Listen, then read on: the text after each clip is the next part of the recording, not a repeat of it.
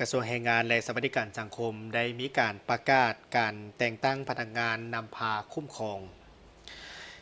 พิธีดังกล่าวได้มีขึ้นในตอนบ่ายของวันที่ 18 มิถุนายน 2026 เป็นเกียรติเข้าร่วมมีท่านโพไซไสยสอนรัฐมนตรีกระทรวงแรงงานและสวัสดิการสังคมพร้อมด้วยบรรดาพนักงานอ้อมข้างในพิธีท่านพงษ์ทวีโคตรโยธาของหัวหน้ากลุ่มจัดตั้งได้ขึ้นผ่านดำรัสของท่านนายกรัฐมนตรีว่าด้วยการยกย้ายแต่งตั้งบรรดาท่านหัวหน้ากลุ่มองค์การและปฏิตกลงของคณะประจำพรรคกระทรวงว่าด้วยการบ่งตัวแต่งตั้งเลขาห้องเลขาและคณะกรรมการคณะหน่วยงานพรรคบรรดากลุ่มและองค์การซึ่งได้มีการตกลงแต่งตั้งท่านโจมแยงแพงทองสวัสดิ์หัวหน้าองค์การประกันสังคมแห่งชาติเป็นหัวหน้ากลุ่มจัดตั้งแต่งตั้งท่านวิไลพงศ์ศรีสมหวังหัวหน้ากลุ่มแผนการและการหัวมือสากลเป็นหัวหน้ากลุ่มกวดกา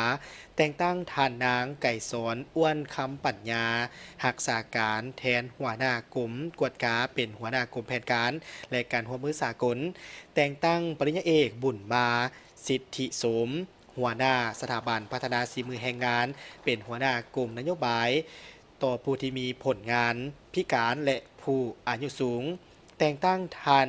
สุริศักดิ์สุพันทอง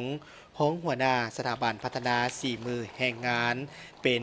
หัวหน้าสถาบันพัฒนาฝีมือแรงงานแต่งตั้งท่านนางบัวหอม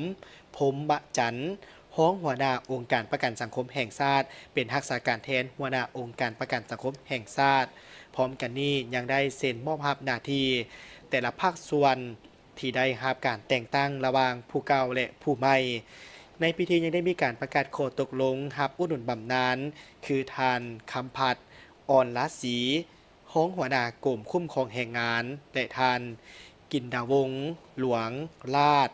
ห้องหัวหน้ากลุ่มสังคมสงเคราะห์